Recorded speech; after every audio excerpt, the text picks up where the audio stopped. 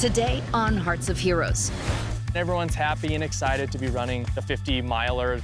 A grueling ultra-marathon becomes a winter nightmare. We started seeing the landscape change quickly in front of us. It was just one bomber storm that came in and pounded that upper elevation. There's probably 40-mile-an-hour winds. There's 2 feet of snow on the ground. Runners on a treacherous mountain ridge are trapped in freezing temperatures. My mind was getting disoriented. My hands were bleeding. We've got 87 people that we've got to be accountable for up here on the mountain. Knowing how these guys were dressed, it would have been unsurvivable. It would be a daring mission, but these heroes, they wouldn't give up until the job was done.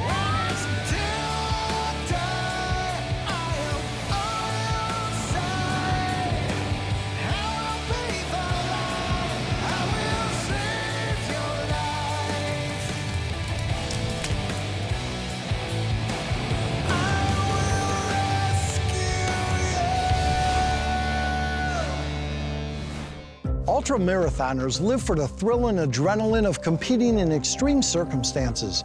But if the weather turns extreme, these competitions can turn into life or death situations. And when 87 athletes were trapped in a snowstorm, thousands of feet in the mountains, everyone's life was in jeopardy, including those first responders that were sent in to rescue them. Ultramarathoners are a hardy breed. This was a 50-mile race. They already know that they're in for punishment. Things were changing so quickly. The wind was kicking up wildly and the snow was coming down. It was a full-on blizzard. And that's what was really scary for me.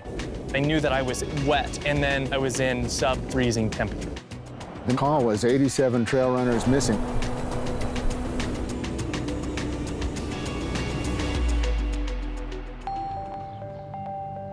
Davis County, Utah sits next to the Great Salt Lake. It includes parts of the soaring Wasatch Mountain Range. These mountains stretch 160 miles from Idaho to central Utah. The Wasatch Range in this area has a bench area that's around 4,400 feet, and then the tops of the mountains are around 9,000, 9,500 feet. The Wasatch Front is full of biking trails, hiking trails, and then in the wintertime, there's snowshoeing up high and some snowmobiling. You can actually have some moderate, mild weather down below, and then it can get pretty severe up there towards the peaks. There's a lot of things that people underestimate up there. Some of the terrain, some of the trails that disappear. That's where we find a lot of search and rescue business, people getting stuck. Fortunately, the Davis County Search and Rescue Team, they're well trained for any number of emergencies that might arise. Davis County Search and Rescue is 100% volunteer. We have about a 40-man roster at any given time. We're all trained in mountain rescue skills, rope skills, field operations, wilderness survival, and then we have different subsets of our team. The mission is getting to the person who needs help and getting them out of there. Sometimes we use snowmobiles, sometimes we use ATVs, other times, maybe the majority of the time, we're on foot. In October of 2021, the Wasatch Mountains were home to an ultra-marathon called DC Peaks 50. Ultra-marathons are anything over 26.2 miles. So that could be a 30-mile race all the way up to 100-mile, all the way up to 250. Ultramarathoners are a hardy breed. This was a 50-mile race. They already know that they're in for punishment. I love the adventure and the challenge of extreme running. It just gives you an adrenaline high. Twice the distance of a standard marathon, this race would challenge runners to navigate rugged trails leading thousands of feet into the mountains. There's a thing called the dry adiabatic rate. For every 1,000 feet you go up in elevation, you lose about 3.5 to 4 degrees of temperature. You can go from rain to sleet to heavy snow in a matter of minutes. When I signed up, I knew that time of year can be a little bit unpredictable in terms of weather in Utah. The night before, we checked the weather, and I saw that there was going to be about 1 to 3 inches of snow in the mountains. There were warnings for the winter storm, but they did not anticipate how quickly it would bring their marathon to a blinding halt. We were like, oh my, what's going on? Coming up, The snow up there was 18 inches to 24 inches deep. It was a whiteout condition. I was getting disoriented and started getting hypothermia. I think we all knew the kind of situation that we were in. but first, a tip to keep everyone who likes to play outdoors safe. Mountain trails make for an alluring backdrop when it comes to exercise. But the weather at higher elevations can quickly go from lovely to lethal. Be prepared with multiple layers of clothing. Monitor the weather and bring plenty of water. Before you leave, be sure to share your destination and hiking plan with a friend or loved one. Remember, the elements can often be unpredictable, so plan ahead. That way you can enjoy the clean air with a clear mind.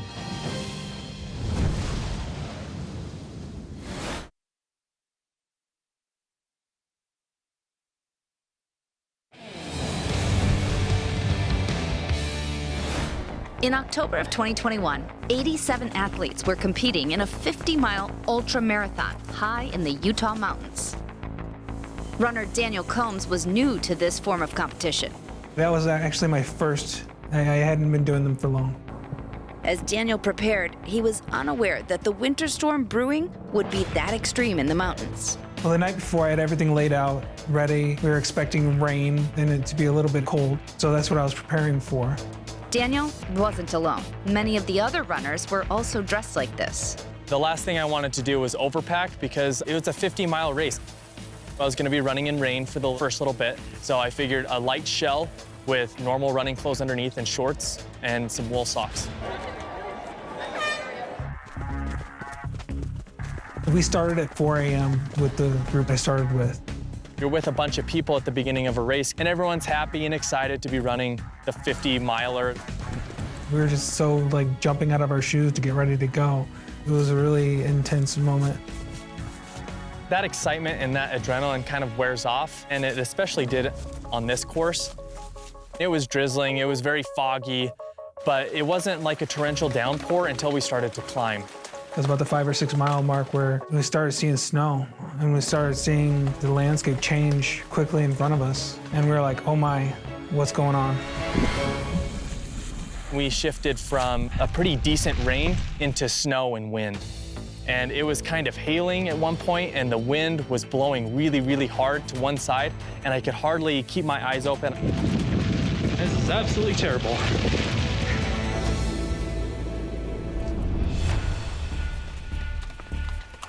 Everyone had been running for 1 to 2 hours in rain before that.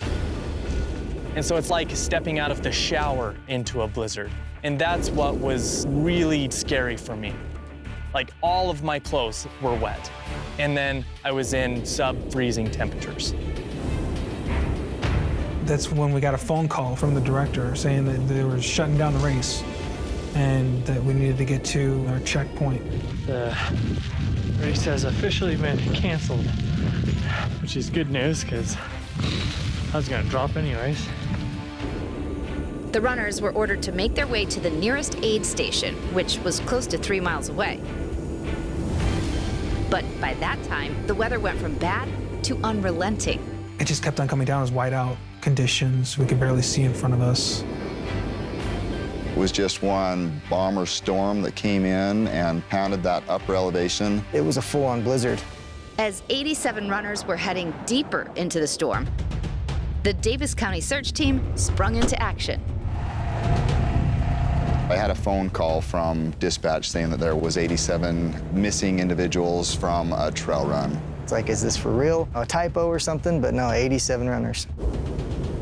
Putting the terrain and the remoteness of it and the weather together, we know that these guys are going to be in trouble, especially if they're not dressed for that weather.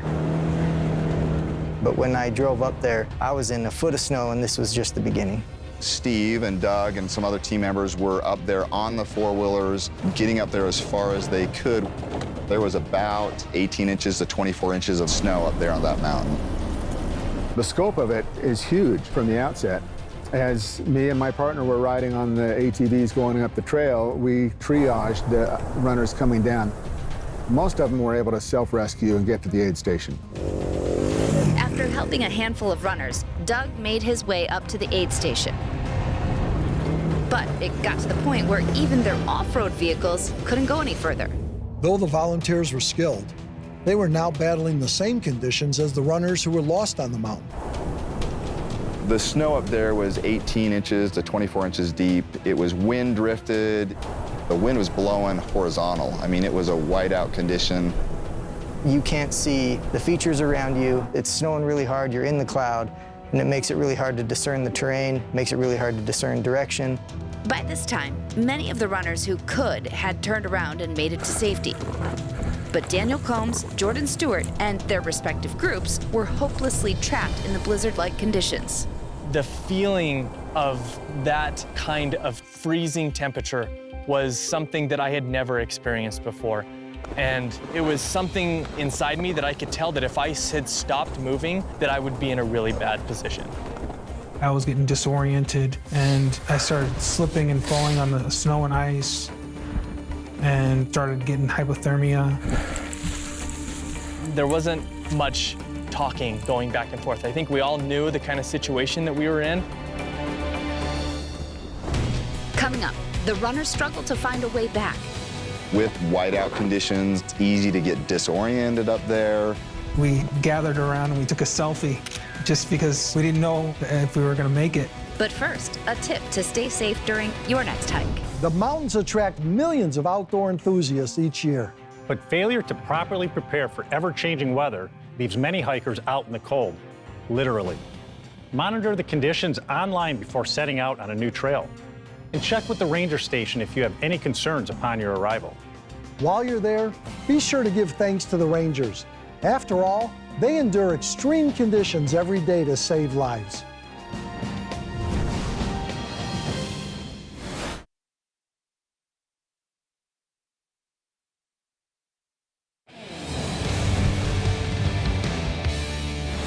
When 87 runners signed up for a 50-mile marathon in Utah's Wasatch Mountains, many of them had not checked the updated forecast and had no idea just how treacherous this race would become. Now in blizzard conditions, the runners' only hope was to make it to the nearest aid station miles up the mountainside. We realized that was the easiest way to get out of there was to get to the checkpoint as quickly as we could instead of turning back. But in order to get to the aid station, Daniel's group and Doug's group would need to get to a higher and more severe elevation. The visibility quickly dropped to probably 30 to 50 yards. You couldn't see very far ahead of you. There was a pack of runners that was probably a quarter mile ahead of me, and I lost them almost immediately as soon as we came up into the top area of that ridge. With whiteout conditions, it's easy to get disoriented up there. It's hard to follow the person's tracks right in front of you. Meanwhile, Daniel Combs was suffering from the onset of hypothermia. My mind was getting disoriented. My hands were bleeding. Someone had given me their poles to work with to try to keep me from falling, and my bones were shivering. Even though they were all facing potentially deadly conditions, Daniel's fellow runners, they refused to give up on him.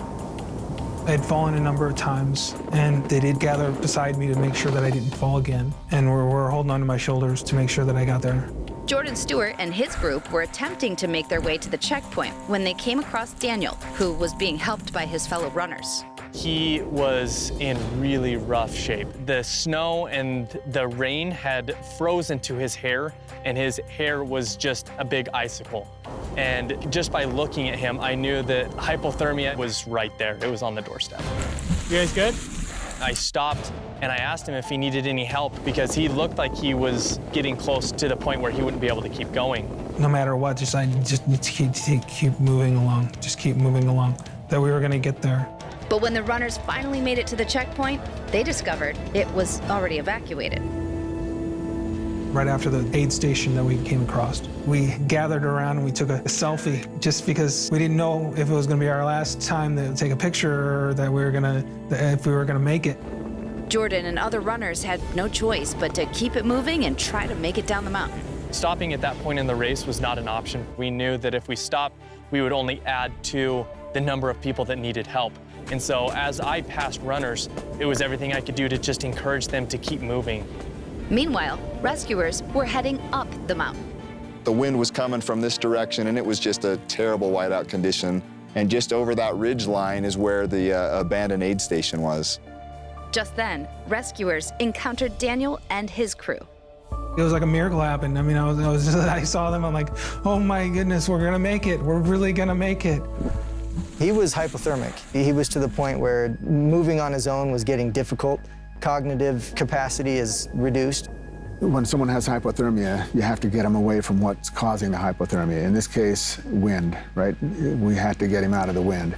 So there was a side-by-side that got abandoned up there. They decided to rehab him at that side-by-side. They'd put a tarp on the back side of that to keep the wind from coming through. Wasn't the best of all shelters, but it was shelter from the storm. They took me to the abandoned vehicle and were like, we got to take care of you right now. They were able to wrap up this gentleman in what we call a hypo kit. It's just kind of like a big blanket that you wrap him in, it generates some heat, and just making sure he wasn't getting worse into hypothermia.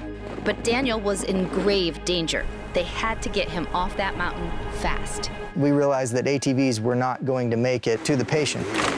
So from there, we had to call on other resources with snowmobiles. We get the call in that the only access to get into this gentleman is a snow machine, that wheeled vehicles won't make it any further.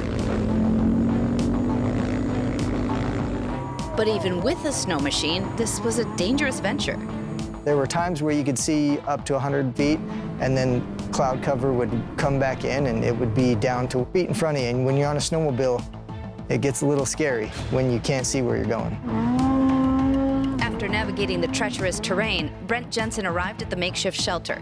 There, he found Doug Shipley, who had been treating Daniel. Daniel really had a hard time even standing up. So we walked him over to the snow machine and loaded him on the front of the snow machine. He told me to hold on to the front of the snowmobile. It was frightening, holding on for dear life while we were going down on the snowmobile.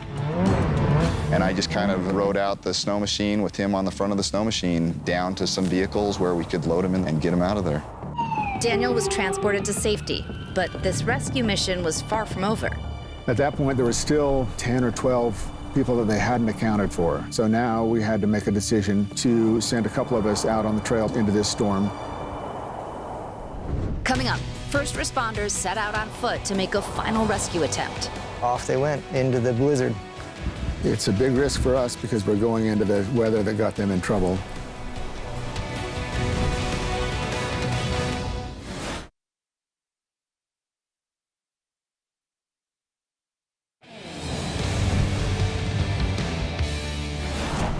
The Davis County Search and Rescue Team had just gotten a group of runners out of a mountaintop blizzard.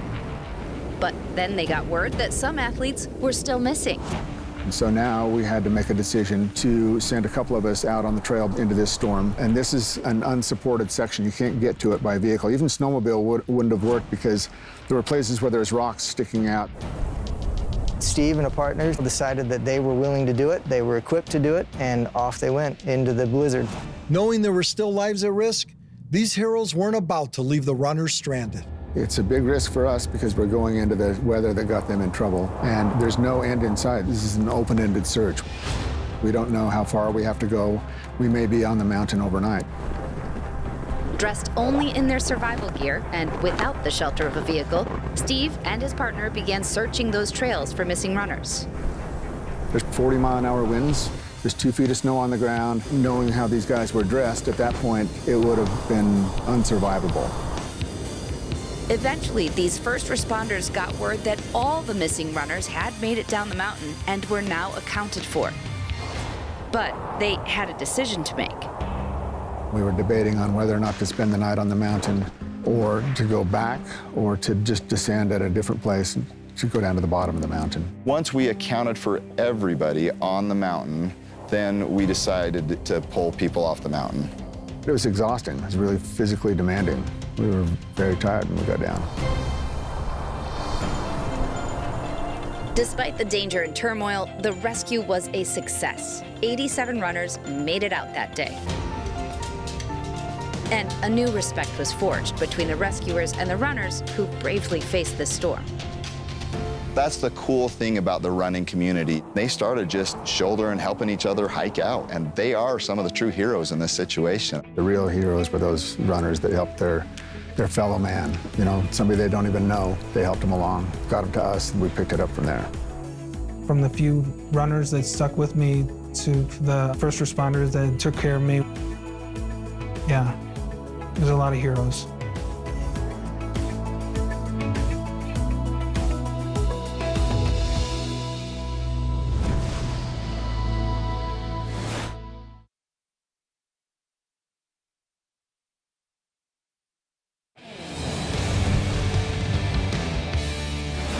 There's an old saying, with great risks come great rewards. And all of these heroes took some really big risks. But the reward was knowing 87 stranded runners made it home to safety. And our reward is you watching. We'll see you next time on Hearts of Heroes.